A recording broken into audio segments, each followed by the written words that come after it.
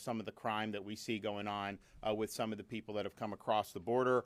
We also have David Kerner, who's the head of Florida Highway Safety and Motor Vehicles, with us here today. So I want to thank everybody for being here. We have talked for 4 years, and I've had Grady and Wayne at events about the problem of having an open border and having illegal immigration run amok. We sent people at the request of Texas to go to the southern border all the way back in 2021 to help with that mission to stem what the Biden administration was allowing to have happen. We did major reforms in the state of Florida since I've been governor, including banning sanctuary cities. Remember what those are? You're going to find out on January 20th, because some of these left-wing cities are probably going to try to be sanctuary. Obviously, we hope the federal government and Congress will combat that. So we banned sanctuary cities. We also enacted sweeping policies to protect Floridians against illegal immigration, including things like employment verification, including things like saying no photo ID for people in the country illegally, not just driver's license, but any photo ID, having strong policies to prosecute people who vote illegally if they're not U.S. citizens and properly registered to vote, and so on. And we even created a program to transport illegals out of the state of Florida, including to beautiful Martha's Vineyard. So we have done a lot over these last 4 years. And we've led the way on so many things, and the results, when we did the bill in 23, they said, oh, Florida, the economy's going to tank because you're cracking down on illegal immigration. First of all, that's offensive to say that Florida is just based on illegal immigration. And people will say, like, there'll be these farm workers, and they'll say, see, and then you go, and these people have farm visas to work here. So, but there was a lot of people saying that this was going to be like the worst thing ever. And then what's happened is Florida's economy has continued to grow. We've seen a huge reduction in taxpayer expenses at things like our emergency rooms because you have far fewer illegals that are going in to get free medical care. You've also seen illegals leave the state of Florida, not in sufficient numbers because the feds have worked opposite us, but you have seen that. So everyone's saying that you somehow couldn't do this was not accurate. We continue to thrive in the state of Florida, and we will going forward. But we've had a lot of complaints. People have been railing against the Biden administration's policies. I don't think there's a single Republican elected official in the state of Florida, or heck, in the country, who hasn't come out and said how bad these policies are and complained about them. Well, guess what? On Monday, we have an opportunity to do something about it with the inauguration of Donald Trump as the 47th president. We are not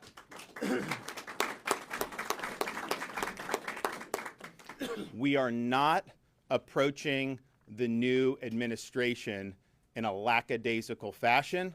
We in Florida have a sense of urgency to accomplish this mission. And the mission is very simple.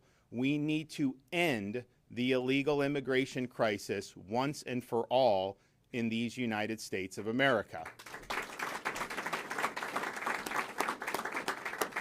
Now, in order to do that, even though it's the federal government's primary responsibility to enforce our borders and enforce our immigration laws, practically speaking, given how many people came in under Biden, if the president and the Trump administration does not have support from state and local governments across the country, the policy is not going to be optimally effective. It's just the reality. And so we in Florida have an opportunity yet again to lead and to say we are going to be there every step of the way as the new president works to end this crisis once and for all. Our state officials will work with the federal government to combat illegal immigration. Our local officials. Now, look, someone like Grady and Wayne, they want to help because they understand the effects of illegal immigration. But not everyone necessarily wants to do that in every city in Florida. But we're going to say, yeah, not only can you not be a sanctuary city, you have an affirmative obligation to step up and help. And here's the thing. You can't just say, like, if someone's here illegally, wait till they commit like a serious felony before you deport them. If you have gangs, like the Venezuelan gangs are running roughshod around the country, we have some in Florida too, You should just be able to identify them. They're here illegally. Get them, turn them over to ICE, and send them back to their home country where they belong. And we need to do this swiftly, and we need to do this overwhelmingly. Now, some people say, well, you know, you could just kind of wait and we'll get around to it, and maybe we'll say, no. We have a sense of urgency in the state of Florida. We have to come in right on the heels of the new president getting sworn into office, and we need to enact strong policies that are going to help this administration accomplish the mission that the American people spoke loudly and clearly about in November. And I've talked with the president about these issues at length. We've been working with people on his team because they're going to be very bold.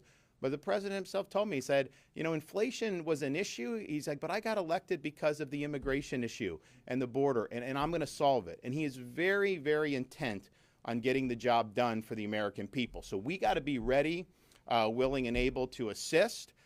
We've convened a special session of the Florida legislature on January 27th. President-elect has urged other governors around the country to do the same thing because working together, we can accomplish the mission. If we're going to drag our feet in the state of Florida, then that means that elected officials are not doing what the voters sent them into office to do. And I think this is very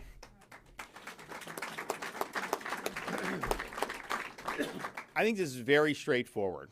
There's been no issue that's been higher on the radar consistently over these last 4 years than the immigration issue. People that have run for office in Florida have run on it. They've run against Biden's policies. They said they can do something about it. Well, now's your chance. Don't say you'll get around to it in a few months. No, we need action, and we need action now. And I know Florida voters will expect nothing less than our full effort and full commitment to rapidly answer the call so that we can get this job done. So I want to thank everybody who has been strong on this issue for many years. Now is the time. This is a once-in-a-decade opportunity, maybe once-in-25-year opportunity to finally solve something that has been an issue in this country for decades. And so we need all hands on deck. We need to lead. Don't be passive. Be bold. Be strong.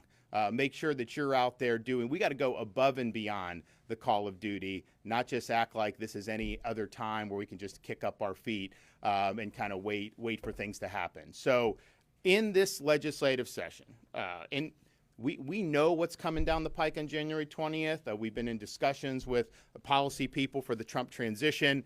You're going to see some major changes in the federal government's posture with respect to the border and immigration. And these are things we've been asking for 4 years. But it gives us an opportunity to complement those efforts to really be a force multiplier and maximize the effectiveness of those policies. So we are going to be proposing, and I know we've got some members of the legislature here who are endorsing these changes. We are going to require that law enforcement at both the municipal, county, and state level, that they have maximum participation in any programs to assist the federal government with the enforcement of federal immigration laws. Trust me, President does not want this to get bogged down in red tape.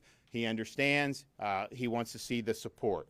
Second, we need to enact criminal penalties for illegal entry under state law. The federal government says, but what about the state? We should do this so that we have an ability to hold them accountable in ways. And my thing on this, people say, oh, we'll deport the criminals.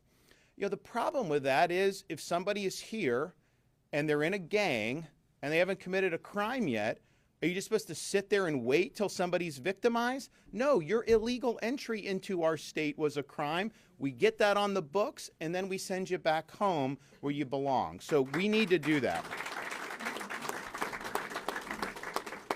We are going to appoint a state immigration enforcement officer that will be dedicated to overseeing the coordination with federal authorities and Florida's existing program. For example, we do have the transport program that we have utilized, and that was something when we did that was over 2 years ago.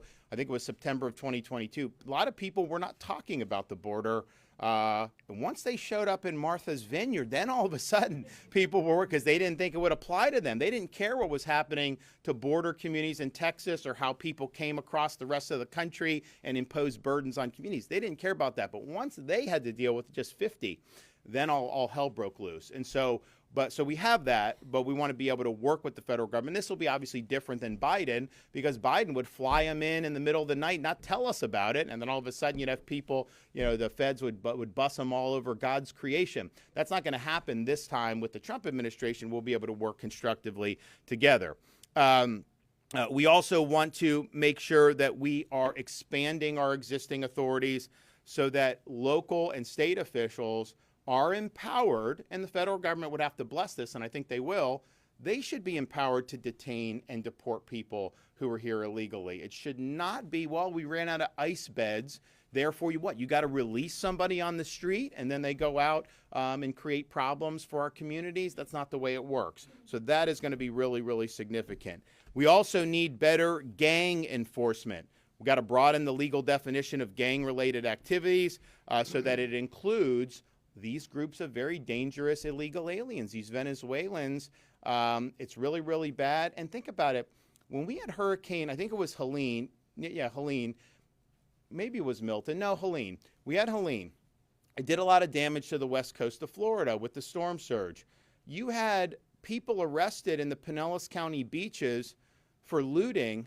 There were 45 arrests in one tranche, and 41 were illegals.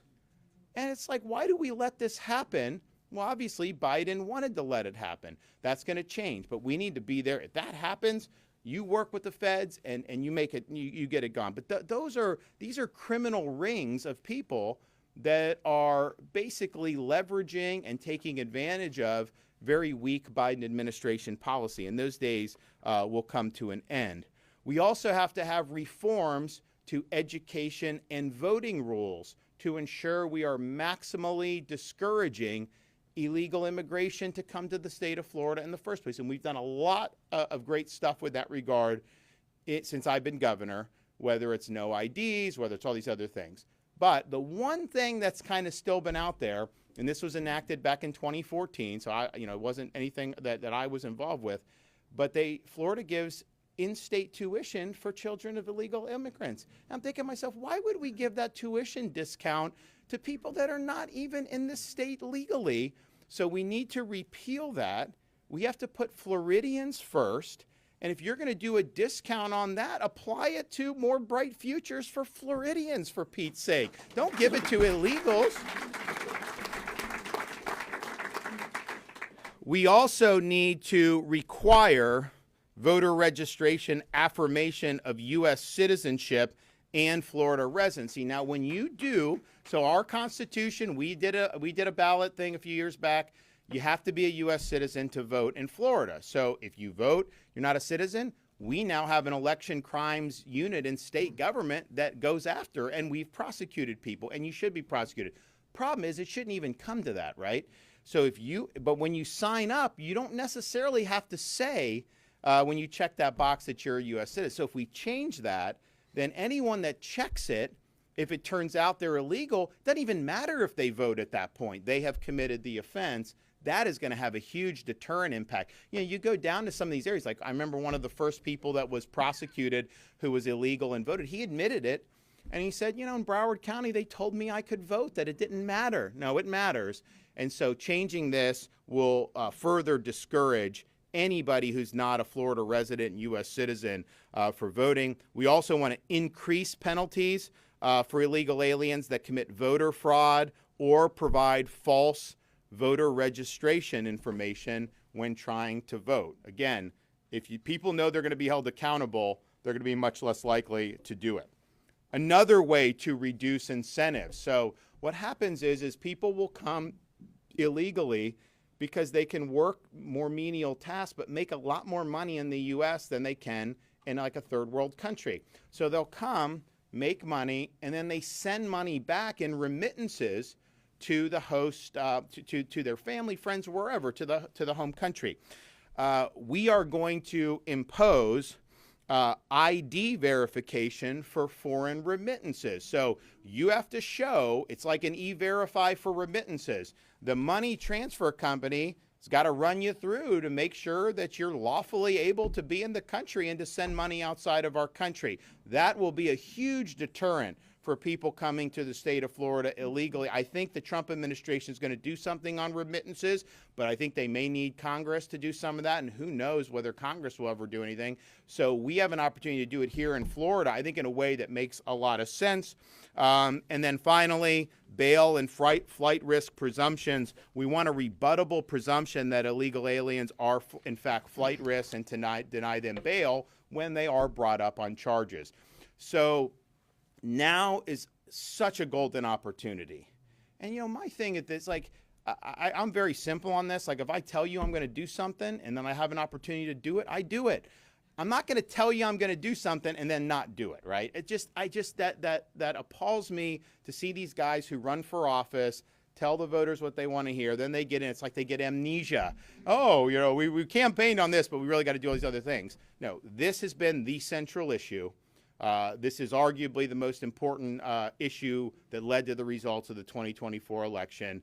The failures of the Biden administration have done huge damage to the country. It's done huge damage to even our state, although we've worked hard to mitigate it. Now we have a new sheriff coming in town nationally. We have an opportunity to work at the state and local government really on day one. I mean, the inauguration is January 20th. The legislature comes in the next week. Obviously, we'll be able to process all this and be in good shape going in. And then it's off to the races. And we'll lead on this. And what will happen is, as Florida leads, working with the feds, other states will follow suit. And we'll create a healthy competition to be able to get these things done. So I'm excited about the opportunity. We don't have time to waste. We've got to make use of every opportunity we have to make a difference for our constituents.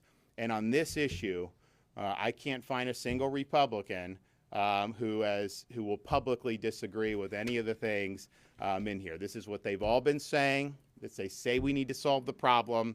Here's our opportunity to get it done. And I look forward to working with anyone and all who are willing to make it happen. So we're going to hear from some of our guests here today. And so we'll start with our Attorney General, Ashley Moody.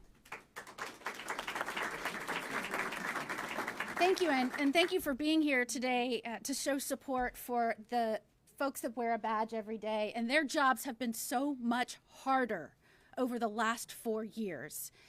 Many of you may remember when President Biden took office, within the first few months, the first case that I brought against this administration as it relates to immigration was when the administration came in and overturned tradition of Democratic and Republican administrations and said, even if you are committing very serious felonies and you are here illegally, we're not going to deport you. In fact, we're going to go a step further. We're going to start canceling the detainers that these folks put on the folks that were arrested and brought into our state facilities. We're going to cancel the detainers, and we're going to make you start releasing these people back into your communities. These people were on my horn as fast as you can imagine, saying we're releasing dangerous people into the communities that have committed crimes against our citizens, serious felonies, because the federal government, going against how we've always handled it, is now telling us to release them back into the communities. And so you better believe I sued. And I was proud to do it. A litany of cases followed as it related to immigration, and I'm proud to say, with the encouragement and leadership of this governor, we were leading on this issue, fighting on this issue in courts, winning on this issue in courts. But it was not enough to contain the actions of this president, who time after time, when we would win in court, would slightly change the policy, even changing the name of a policy, thinking that would let them get around the law to bring more and more people into the United States.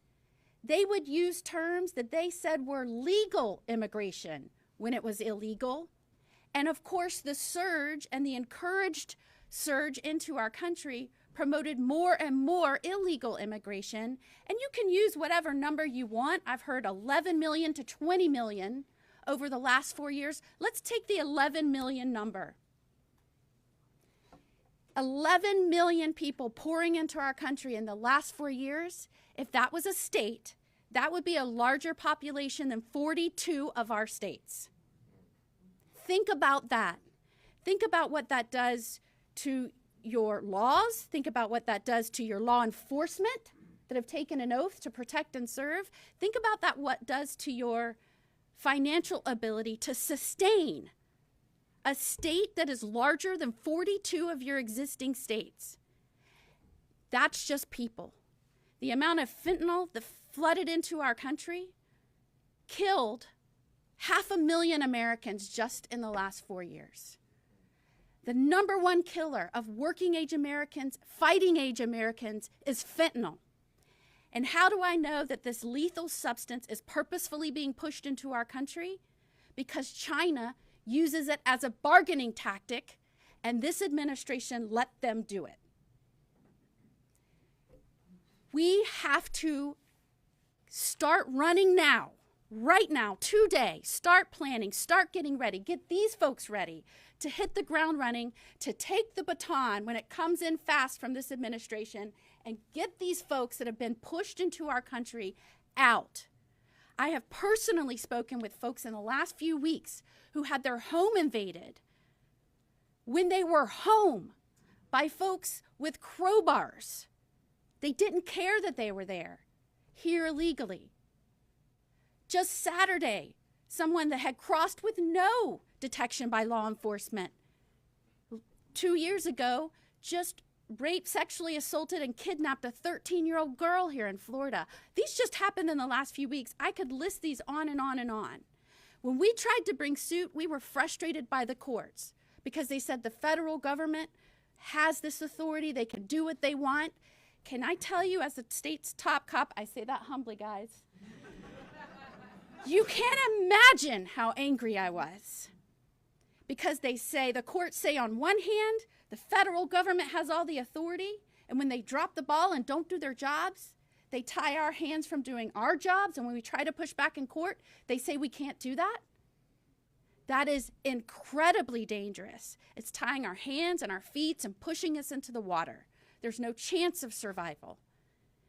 For the sake of Floridians, for the sake of Americans, we've got to get started right now. These guys have to have the resources and the law to go out and do their jobs and start detaining legally folks that are committing crimes against our citizens and pushing them out. And they have to have the ability to do it in the state. The law gives us the ability to help the federal government in all of these matters. I can tell you on day one, there's a lot of reason a lot of Florida talent and specialists and expertise are getting sucked up into Washington because we have been identifying the problems and solving the problems, trying to push back on what they were doing since day one. And it's not just folks going up into cabinet or into other offices, it's staff. I am losing great people because they are experts on this issue. And I can tell you there are things that we can start doing on Inauguration Day to make this state safer. I am so proud of the leadership of this state. We have led throughout this crisis, and we will lead in fixing it. So I am so grateful, let me just say, for the leadership that acts boldly, tells you like it is when there is a problem, tells you how we're going to fix it, and most importantly, as the wife of a law enforcement officer, let these folks do the job they swore an oath to do, to keep you safe, to stand on that line between good and evil, between chaos and order. Allow them to enforce the laws that you, the people, have said want to rule in Florida. So thank you so much, Governor DeSantis, and everybody standing up behind you, which is probably the most important in this room right now. Thanks. Grady.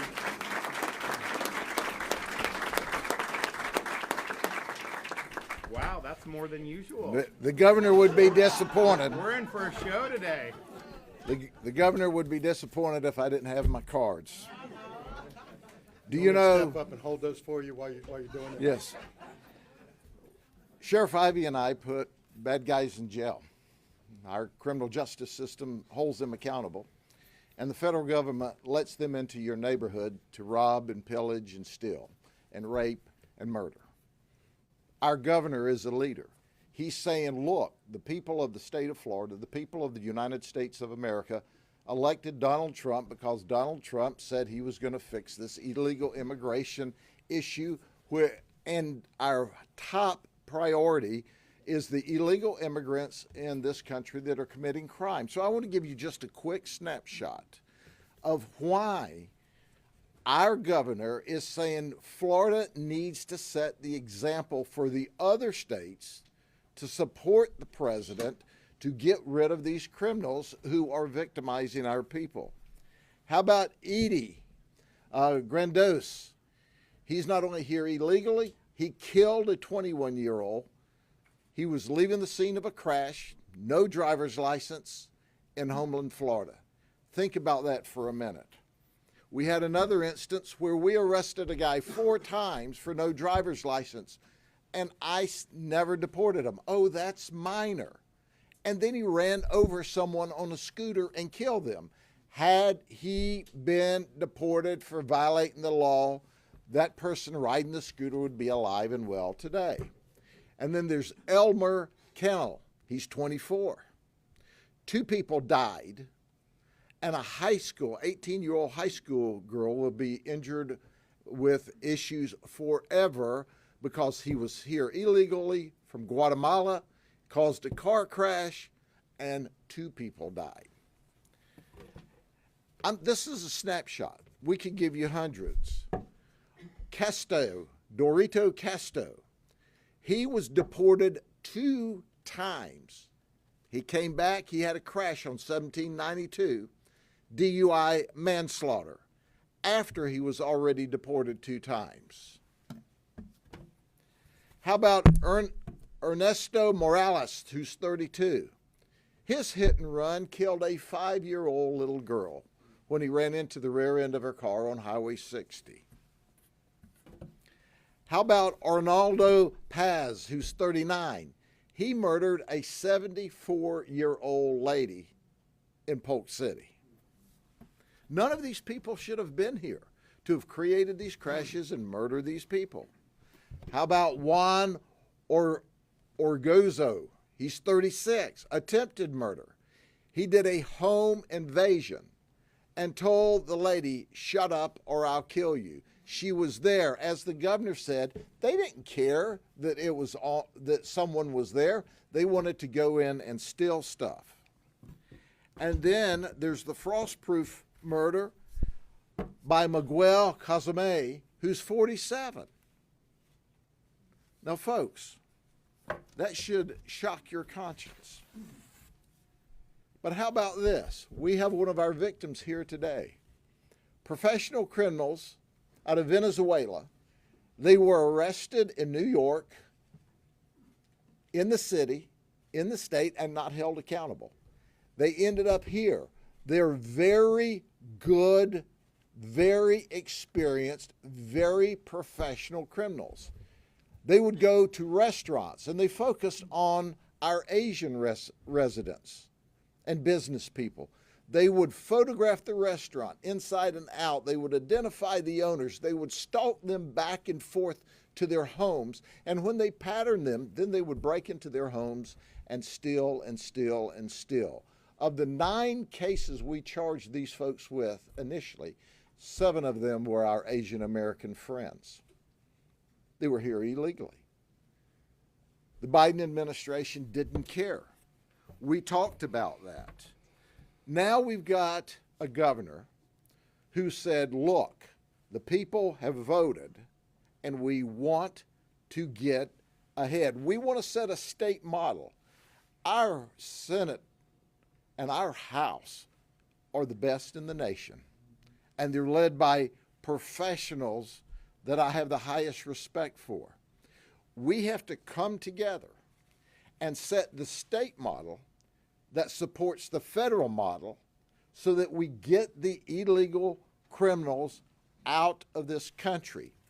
Now, what's interesting about that, Governor, is The federal regulations as they currently are, the 287G and the housing short-term and the housing long-term, are full of strings that are woke left. So adopting, we're going to support these federal legislations in their current form is absolutely a non-starter, unacceptable. The Trump administration has to immediately go from top to bottom in those regulations and get rid of that stuff. What we have to do, and our governor is setting the leadership, our Senate and our House will set the leadership, is say, hey, we in Florida are going to support what the voters of this state and the other states said, and we're going to craft policy that mandates for those that want to ride the fence that you actively get engaged in getting these criminals out of our community. I'll close with this. Governor, I still can't imagine why people think more of illegal aliens committing crime than they do honest, law-abiding citizens of the state of Florida and the United States of America. I don't understand that. But we've got a governor that says we're going to look out for the law-abiding citizens, for the children, for the good people of the state of Florida. We're going to set the model for the other states to follow. Our legislators who are brilliant, our leadership in the legislature is brilliant. We're going to make sure that we just don't carte blanche accept the federal positions because it's full of woke craziness. I mean, there's one provision if you are going to house these illegal immigrants that have committed crime long-term for the federal government, you've got to ask the person, do you identify as a male or a female? And who would you like to search you on the way in the jail? And we've got to have medical check you 3 times a week and blah.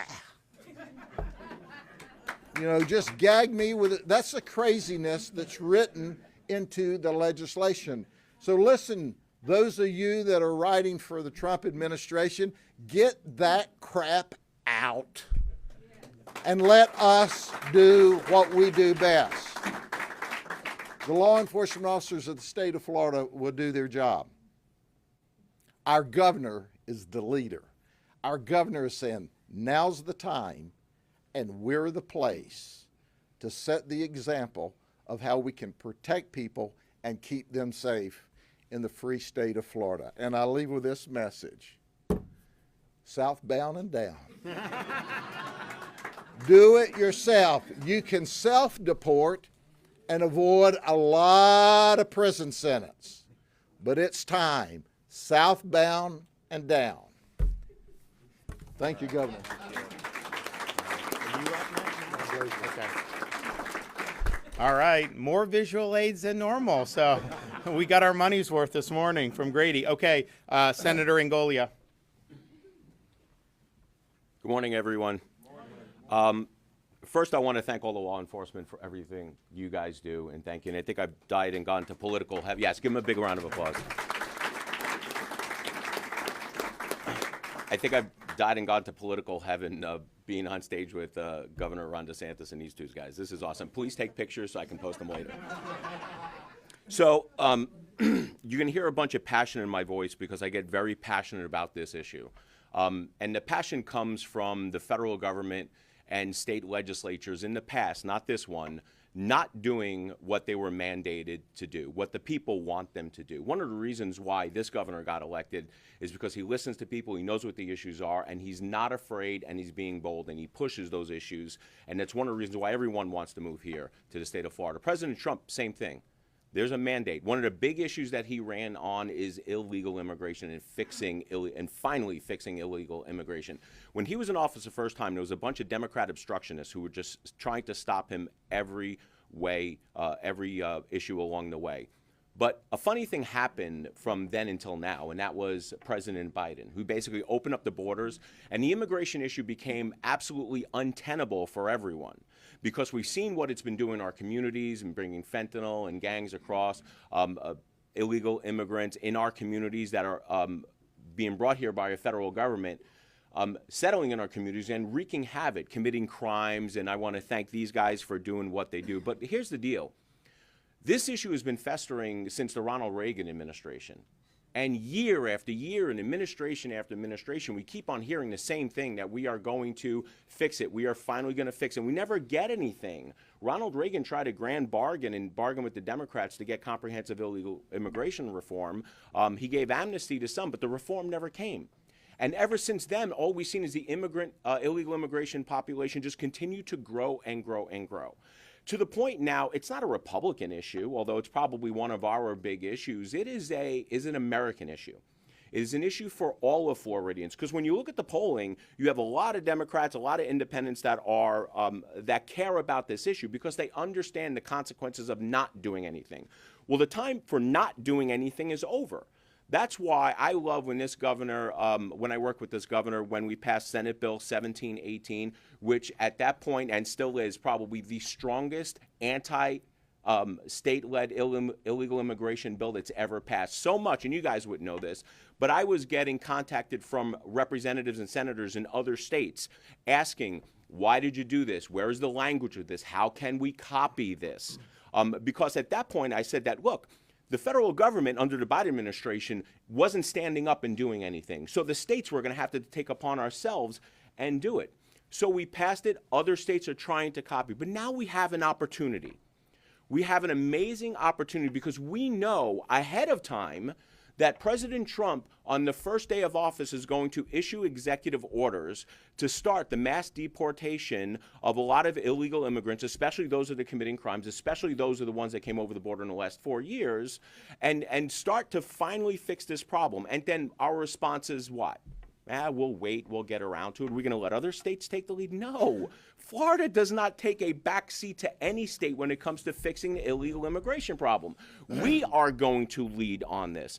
So I want to thank this governor for doing what he said he was going to do in terms of fixing this problem. And this didn't happen in a vacuum.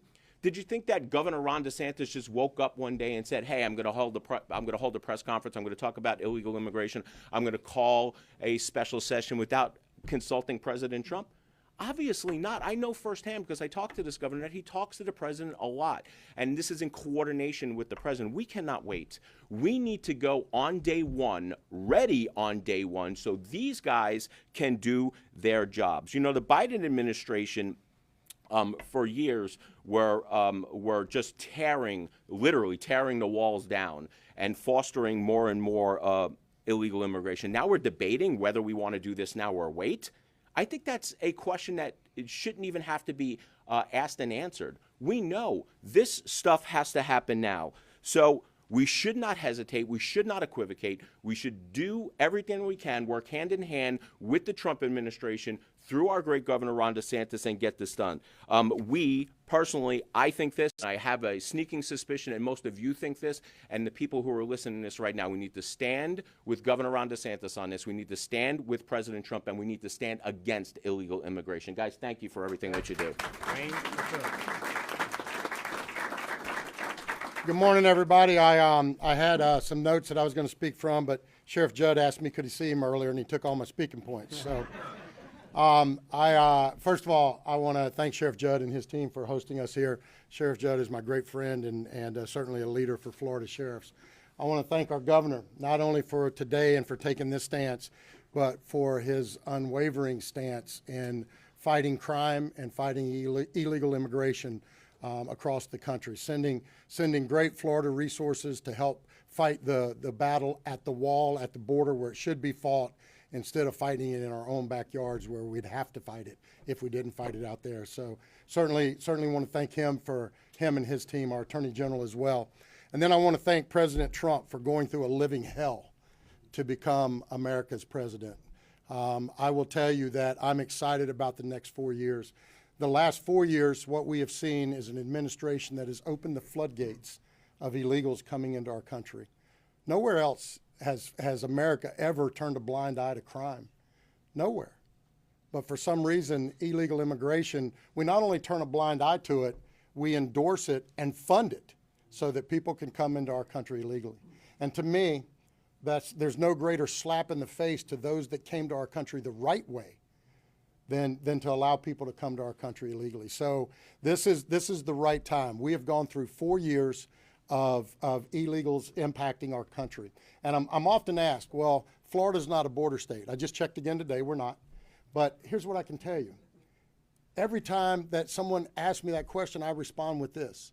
Illegal immigration doesn't stop at the border. It filters into every community in this country. It filters into every community, it filters into every resource we have, and it targets our citizens. It impacts our highways. We see traffic fatalities increase. Our health and medical resources are impacted, our insurance. All across the board, we see crime rising up because of illegals that are coming into our country. Fentanyl coming across the border. The last 4 years, we have seen more illegals cross our border than any time in the history of this country. And so what we're doing, what Governor DeSantis is doing with his leadership, is readying the force, giving us the tools, the resources we need to work with our local, state, and federal partners to get this job done. We've had, for the last 4 years, we've had an inability because of the federal rules and federal laws for us to get involved, for us to be involved and do things that we know we can do to fix this problem. And let it be known, it's not the boots on the ground with Customs and Border Patrol and ICE. They want to do their jobs. They want to be unhandcuffed so they can go out and get the job done. But the Biden administration and those in Washington have handcuffed them. And in doing so, they have victimized America. I've spoken with angel families that have lost loved ones, innocent lives that were taken, innocent American lives that were taken by people that were here in our country illegally. I've spoken with those families and I've seen the gut-wrenching hurt in their face. I've spoken with victims of crime even today that were impacted by illegals. Not long ago, I watched one of my own deputies be hit head-on at high speed by a person that was drunk driving. Shouldn't even have been behind the wheel drunk, but he shouldn't even have been in our country because he was here illegally. Almost killed one of our deputies. Folks, it stops. 5 days from now, the governor spoke about Sheriff Judd and I being blessed to be called America's sheriffs. In fairness, he's called America's older sheriff, and I'm best sheriff, older best sheriff. No, I'm the better looking sheriff. So, but the reality is, in 5 days, America's real sheriff will take over. Florida's sheriff is standing right here behind me. And he has been pushing the needle, setting the pace for us to protect you. And so this is about getting ready for January 20th, that executive order to come in, for us to all work together as partners with one common goal: protecting the citizens of America, protecting the citizens of the state of Florida, and giving us the tools we need to protect our country. So I am blessed to stand here, and Governor DeSantis, thank you. Sheriff Judd said it very well.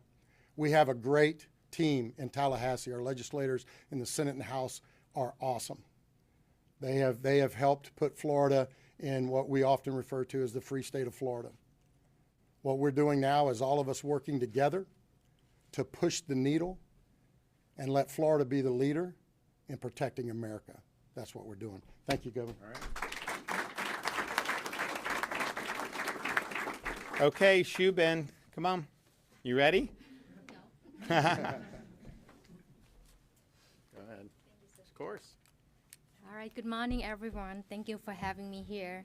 So I'm here to share my story as a victim, like he said, you know. Let's go back to last year, around March 19. I have to tell you first, I own a restaurant in Lakeland, a very small business, just me and my husband, very small. We don't have chain, we don't have franchise, anything. Mom and pop restaurant. We work hard, work so hard. But before I had this, the first time that I came to America, I came here with a student visa. I pay everything for visa fee, entry fee, everything. I do everything legally. So that's why we here today, we talk about an immigrant. I'm an immigrant too, but I'm different. I love this country. So that's why I want to do the right thing. So, okay, go back to the story. After I own a business, I have a restaurant. We work so hard. We work every day. We used to open like 7 days a week. It's hard to get the manpower, so we put everything, me and my husband. But I can imagine this thing happened to me a year ago. So it's cost me a lot of time and money to go through the legal process for the immigrant. But I want to do it because it was the right thing to do, that I told you. When I met my husband, we worked together so hard to get legally becoming a full-time permanent U.S. citizen. I'm a U.S. citizen, maybe Asian American, like he said. But once in 2015, we made a bold new leap of the becoming of the business owner and opened our own restaurant. We want to realize our own version of the American dream, and Florida became the place where that could be happen. Okay, like I told you last year, one of my house behind me, they have construction. So a lot of construction people behind my house. So I didn't realize that bad thing gonna happen because I think I have a best neighborhood in Lakeland. We have a great community, we have a good neighbor, but only one house, the building was building behind my house. At that time, I don't have a security system yet. I have only one Ring camera in front of my door. So I'm gonna see the construction people every day. They seem nice. They just look at me, wave to me. You know, I didn't realize things gonna happen. And then I don't think much of the new random people behind my house because I figured they just come here to do their job. Nothing gonna happen. But eventually, I noticed that they were keeping the eye on me, my husband, and they know I have a restaurant. And also they began to recognize the pattern of my routine when we were open, close, break time, when they come in. They know me as a wife, they know my husband as the guy as husband, and they know the time when I'm there, when I'm not there. And we decided to close on Wednesday because we short of the staff, so I can do 7 days a week. So we close on Wednesday. So most of the Tuesday night, I'm gonna stay longer than usual because I have to have a deep clean, everything cleaning. I didn't know that they keep watching me. So they decide to make an action on Tuesday night because they know I'm gonna stay longer than usual. So on that Tuesday last year, March 19, I still remember. It's repeat me again. I can talk right now, but go back to 4 or 5 months ago, I couldn't talk to anyone. I was so depressed. Okay, go back to that day. I go home as usual. In front of my house was normal. The door and the ring didn't say anything. But once I opened the door, I come in, I saw my cat ran, come surprise me. Normally they never greet me, but they come to me like something happened, and they lead me to the dinner table. I use dinner table as a work table, and I saw all the mess, all the receipt, because I have restaurant, I have a lot of receipt at home. All the receipt drop on the floor, and then I realized something not good happened. And then I realized my sliding door in the back was broken, like pieces. And now I know thing happened. I ran to my closet, and I saw everything like mess. They flip my mattress, they mess up everything. I have a 2-story house. They go every single room, every single piece of my drawer. They took everything that I saved up for 20 years. The most memory thing that I get from my mom before she passed away last year, she gave 99.9 purity gold from Thailand. It's beautiful. They took it from my memory. They took my cat. They took everything. They took my rings. They took my watch. They took jewelry, designer purse, everything. I can say everything. Because from what I heard from him, I heard that they spent almost 45 minutes at my house. at daytime. It was 7 o'clock or something, but still daylight saving, but still have a light, but they make an action. I heard that they have like 4 people, that picture that show. One of them still keep an eye on me at the restaurant to make sure I'm still there. My husband's still there. The other one look out in front of the house, and the other 2 go to the house and took everything. They go to the second floor. They search all the room, all the receipt box that I have. They dropped all the box because they thought maybe I have something in the box, but no. And then they go downstairs again, and they search again, I believe. Even something that I hide from a small drawer, they took it. They have plenty of time. And then, yeah, when I realized everything was, I got robbed. So I decided to call the police, around 10 p.m. because I believe they make an action around 7 or 8, but when I got home, it's around 10 p.m. So I called the police, only 5-7 minutes, the sheriff show up. And then, yeah, it was sad, You save up everything, and you think like your home is a safe zone, right? But it's not anymore. And I thought it's the construction people, but when we find out, it's a criminal immigrant. I'm an immigrant too, but I come here legally. I pay everything. I come here for student. I pay everything. I need education. I pay everything. I become U.S. citizen. I pay everything. I do the right thing. What do you want me to do? I do it. But why these people do this to me? It's not fair.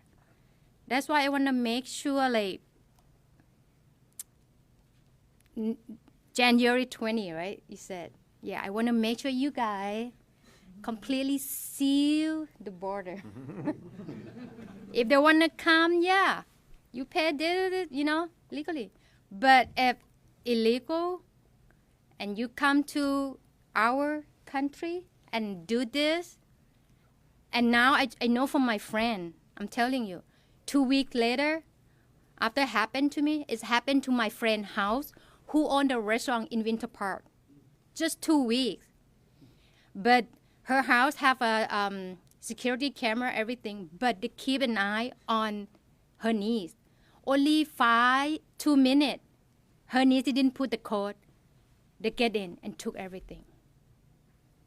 And another 4 weeks after that, it's happened to another Thai restaurant in Winter Park. They have a system on everything, but when they break in the system alarm, they took only 5 minutes before the police show up. And the owner don't even know, like, what happened to the house. So what happened? In my opinion, they focus on the Asian American because they know our routine. We work so hard. We keep our routine, go out to work, and then do hard work, and then go back home. And we save a lot. That's why maybe they target us. They target the other two, but maybe on Asian American, why us? Because we work hard and we have no problem. Not fair, from what I think. But last but not least, okay, I just want to say thank you, especially this guy. He's my customer too. He been to my restaurant. Yeah, he loved my food. I'm glad. And the other officer, yeah, they have been to my restaurant and they love them. I'm just a small business. I'm glad that they support me. If without you guys support a small restaurant, we can do it. We can make it. I opened for 9 years. So I'm like, I can't believe I make it. Just me and my husband. Yeah. We still charge staff, but, we do our best, put everything to the restaurant. I just want to say thank you to the hard work of the Attorney General Office, the Florida Department of Law Enforcement, and detective from our local sheriff office. These criminals were caught and have been punished to the fullest extent of the law. I also want to thank to the Governor DeSantis, thank you, sir, for making Florida such a strong law and order state, and for making sure our law enforcement officers have the resources and support they need to solve crime like the one we face, and put the criminals who are the danger to the community behind bars. I am hopeful that the new Trump administration will restore laws and order at our southern border and around state to do what needs to be done to stop the illegal immigration. Thank you so much, guys. All right, great job. Good job. Good job. Well, we appreciate that. That was unfortunate story, but I appreciate your willingness to tell it, and we want to make sure that that doesn't happen. You know, these theft rings, you have illegal alien theft rings, and the thing is it shouldn't take them to actually victimize somebody. If you know there's a gang, you should just take them off the streets and send them back to their home country. We've got to be proactive on this. I know the new administration wants to be, but we need cooperation at the municipal, county, and state. Look, the state, I'm going to tell people to cooperate, right? But most of this is actually local in nature in terms of the numbers, right? The state, our law enforcement's relatively a small percentage. So we all need to work together. I know these look, once we get the authorities in place and we're locked and loaded, in a couple weeks, these guys are going to get the job done. I mean, you're going to see really positive changes. And the thing is yes, there's illegal alien crime. There's also the larger issue of just, we have a lot of people coming to Florida, right? I mean, traffic accidents, car insurance goes up, healthcare costs, all this stuff. And I think we should just focus on our citizens for a change, and let's make the state work for the people that have the right to be here. You also have a situation of, you're not a country if you don't have a border. You're not a country if the rule of law doesn't matter. And the last I checked, you're supposed to follow the law. It's not just, well, you follow the law and we'll hold you accountable if you commit some capital offense. But short of that, you're going to know we're going to follow the law and enforce it. So these are really, really significant times. We don't have time to dilly-dally. We have a sense of urgency on this, and we got to come out of the gate very, very strong. And so I think that I think this is going to be really, really impactful. And again, this is not just some random issue that we're pulling out of a hat. This is the central issue of the last 4 years with Republican elected officials, for sure. Look, a lot of the Democrats are still for open borders. We get it. They've opposed us on everything that we've done, banning sanctuary cities, E-Verify, all this stuff. That's just their position. Maybe these more recent election results will have them reevaluate a little bit. I doubt it. But the Republicans, I mean, this has been their issue. They put it in their campaign literature. They talk about how strong they're going to be on this issue. Well, now's the time to put up. And don't be somebody that is going to say one thing to get elected and then not be willing to go in there and do what you said you're going to do. We have to deliver the results that the voters expect. And I don't think there's been an issue that's been more persistent in terms of government failure, in terms of the effects that you've had than this immigration issue. So let's end this crisis once and for all. President Trump can't do it all by himself. We have to be there working hand in hand to get the job done. So thanks everybody for coming. Take a few questions. Thank you. And Governor, you mentioned how some lawmakers are campaigning on certain issues and then failing to take action. Is that a direct response to Albritton and Perez? And also, what's your response to their letter yesterday that they sent? I was honestly really surprised at the letter. Now, look, I assume they would want to call a special session because of how salient this issue is, because this is such a unique opportunity. And I typically have wanted the legislature to lead on that. And if they're willing to do it, we kind of say, okay, you guys do it. It's your baby. You can go ahead and take the credit for it. They didn't want to do it. And so I was in a situation where, we really weren't getting cooperation. I'm like, okay, our voters sent us here to deliver results. Our voters didn't send us here to say that after 4 years of Biden policies, that we just have a lot of time to burn and we don't have to worry about getting it. No, we got to get in the saddle and do it. So I felt I had an obligation as governor to put this issue front and center, to make sure that our elected officials take a stand one way or another. Look, you're going to go in. I mean, if Republicans don't want to support this and they want to vote that down, then their constituents obviously will hold them accountable. I don't think there's going to be a lot of takers for going against. Now, I was really surprised at the letter, because you're basically saying after 4 years of Biden's really, really destructive immigration and border policies, that it's somehow premature for us to act with a new president coming in? Are you kidding me? This is the time to act. We don't have time to wait, and it's never premature to do the right thing. It's never wrong to stand up and do what's right. We're going to have an inauguration on Monday, and then there'll be a bunch of executive orders that are going to be signed. I mean, I know a lot of the immigration, what's going to be in that. What we've done is to tailor these policies to be able to build off that so that we get the maximum impact here in the state of Florida. And not just to help the Trump administration succeed, which we want, but we want our people to benefit from this. This is not a political thing. This is about actually getting the policies right in delivering the results that we want to do. So it's certainly not premature. I don't know why you would want to wait months to be able to take action on an issue that is top drawer with voters. Voters sent us here for a reason. And there are different things people run on. I could tell you this was one of the core things I ran on 2 years ago.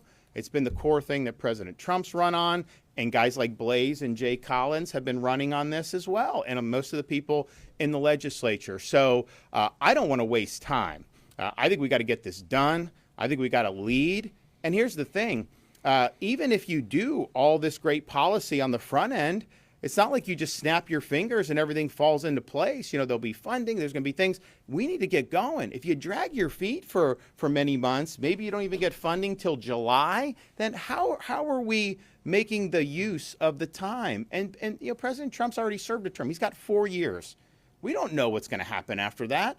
This may be our one window in the next decade, perhaps. Who knows? It's a very unpredictable world out there. We've got to capitalize on every day. We can't let time waste. We got to make the most of this opportunity for the people of Florida. And so no, it's not premature to stand strong against illegal immigration. If anything, it's overdue. And Governor, I see that you also gave a list of proposals to battle illegal immigration, but for the people in like Tampa Bay who live in these condos and they're waiting on proposals to battle the condo affordability crisis and everything that's happening with that, will you also provide proposals? So the condos is a huge thing. And so I think you remember, because I was in your guys' area, we did some roundtables around the state. We've solicited a lot of inputs from owners about what they're facing. And my view is the issues that they're facing is as a result of legislation that the legislature passed. And it was well-intended. They weren't trying to do anything bad. And obviously it was in response to a very horrific event, the Surfside Tower collapse, which was a traumatic thing for this state. I mean, I was there every day for 2 weeks. It was grueling. It was a really, really tough thing. One of the worst days the state's had. But however well-intentioned, that's created problems for people. So are we just going to sit by and let people be forced out of their units and act like that we shouldn't do anything? I mean, I just think we have a responsibility to act. So we've solicited a lot of ideas. We've shared ideas with the legislature. I know the Florida Senate has solicited ideas. My sense is that the House is not really in a position where they think anything needs to be done. But yes, we've already been sharing that with the legislature. I don't think that because I was asked last year, why don't you just call a special session on condos now? I was like, well, we don't have agreement. And I don't think we still have agreement, but at some point we have to take a stand, right, and do something. So I've heard a lot from Floridians about it. I know the members of the legislature have heard a lot, and I know there's a lot of members that want to see action on that. So let's just be thoughtful about it.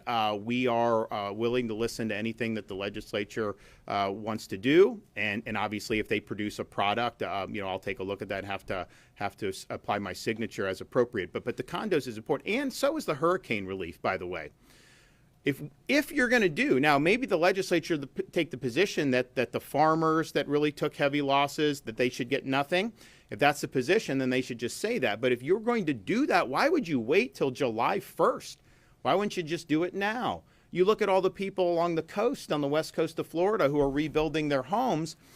Some of those people had been approved for the My Safe Florida Home program, but the program ran out of money because it's a very popular program. You make improvements to harden your residence, people get reduction in their insurance rates. It's an indirect way for us to try to provide relief, because obviously we can't control, the private rates. And so you did that. And a lot of people have benefited, but there's a lot of people that are waiting. So in those hurricane areas, people that are rebuilding anyways, if they're approved, deliver the money now so they can rebuild their homes. Why wait till July 1st? So I think that that's timely, and I don't think that's something that makes sense to wait. And then we all lived through this amendment fiasco last year, and every single Republican that I've talked to has agreed that the way these petitions have been done has been a total farce. We know there were massive amounts of fraud in the Amendment 4 petitions. We haven't really looked at Amendment 3, but certainly Amendment 4. It's a cottage industry where people are getting paid to generate petitions. And so they can sign names and then get more money, and it's got to stop. And this is not just some random thing. This is the Constitution of the state of Florida. If you just somehow manufacture these petitions, you craft the language in a way that is inoffensive, maybe you get 60%, and voila, you are binding future generations of Floridians with a constitutional amendment. And so we're starting off this cycle. There's going to become a point where people are going to start trying to do petitions, perhaps, and I think the rules should be made clear now that there needs to be verification on the petitions. We should treat it just like an absentee ballot. You show ID to get the petition. You got to show ID when you send it in, or bring it to the election office, or have it notarized. Not just have somebody who's getting paid just dump 1,000 petitions, and then what? The supervisor is supposed to figure out if those are valid or not. They haven't been able to do that, I think, in an adequate way.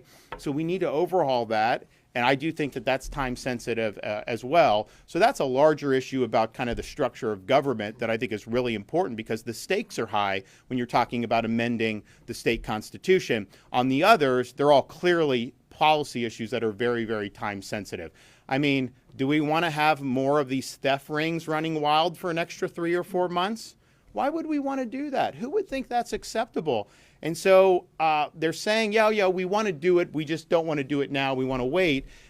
I would suggest to you that the issue, if that's what they're saying, is probably not about timing.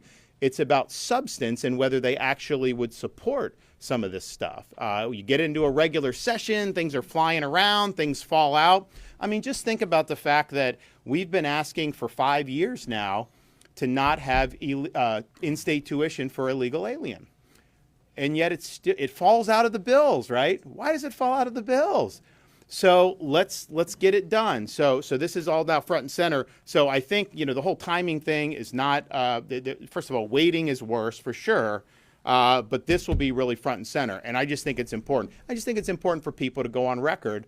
Are you going to do what you campaigned on, what your voters expect from you, or not? And my view on all this stuff is like, if I tell you I'm going to do it, I do it.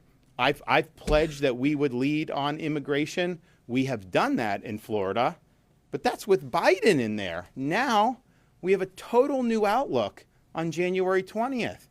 And so we have a chance to really do some historic things. So I'm really looking forward to the opportunities here. We're going to be working with these guys. And honestly, these guys will end up leading the show. I mean, we'll be coordinating at the state level. We will have an impact.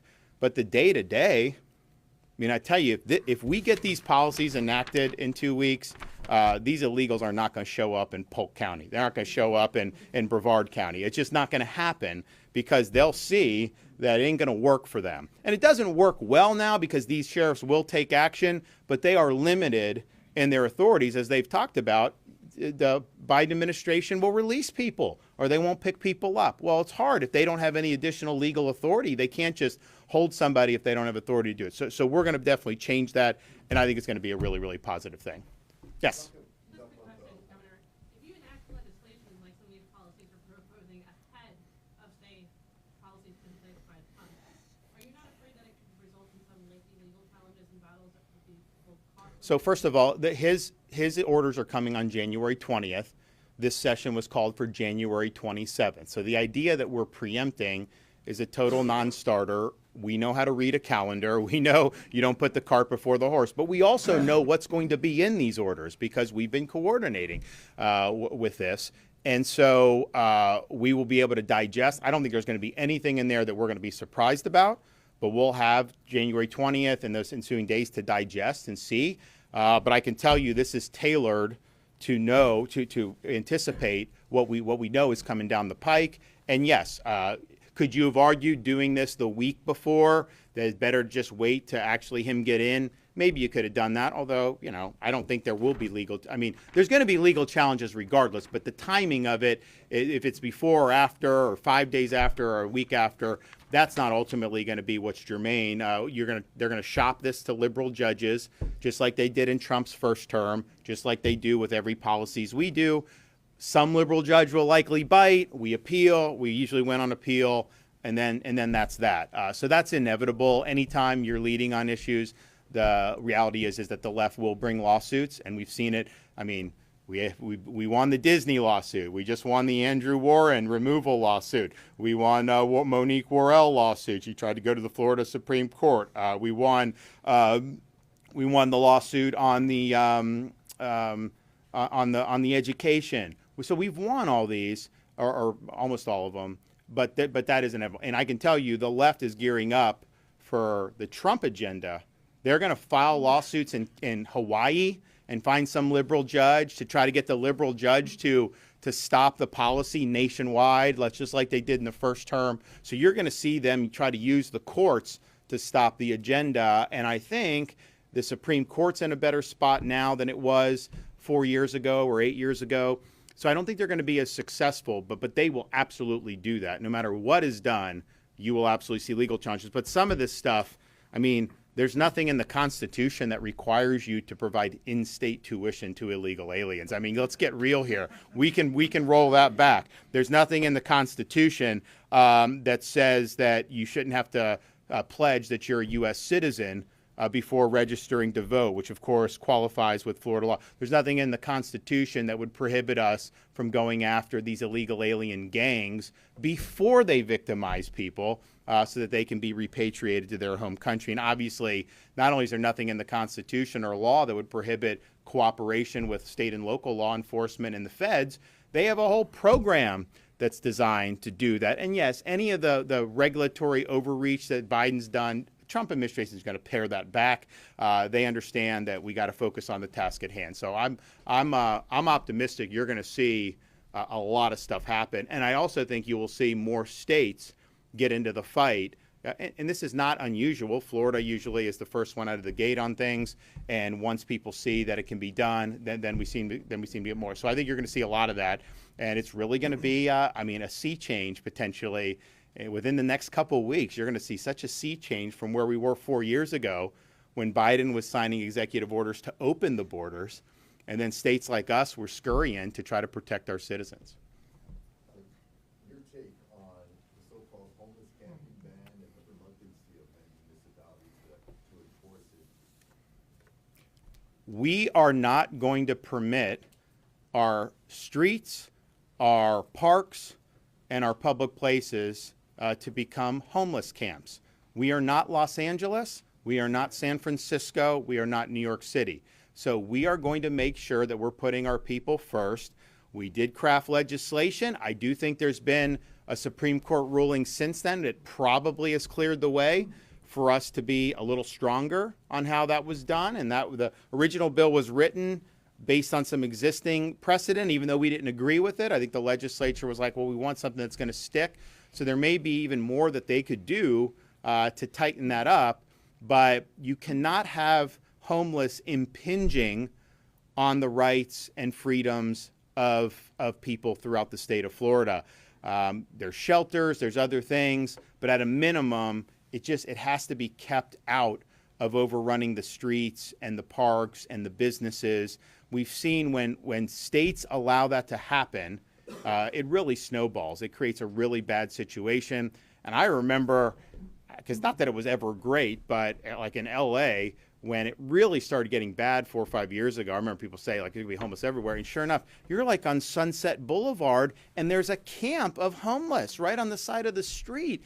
And you can't function as a society like that. It just doesn't work. So if you compare our homeless population to New York, California, we have way less per capita, than either of them do. And I think part of it is because, we haven't tried to embrace this as something like a good thing, which is I think how they viewed it in California, that you can kind of work certain ways, and they would do policies that would ratify some of the decisions that were being made to create the problem in the first place. So we've done the opposite of that, but not until I think the more recent legislation have we really put some teeth. So we'll see if there's a need to reevaluate it, but you have a right as a Floridian, to walk down the street, to go to some shop or a restaurant without being overrun by homeless. Like that's just, we have to do that.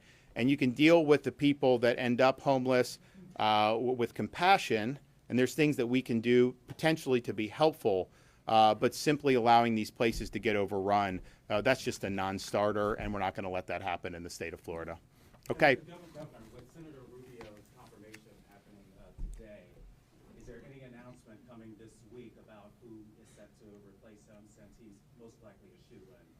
So what I said was he's not going to vacate until most likely the afternoon on January 20th, which is on Monday, but that we would have somebody that would be ready to go. So I would just say to everybody, stay tuned.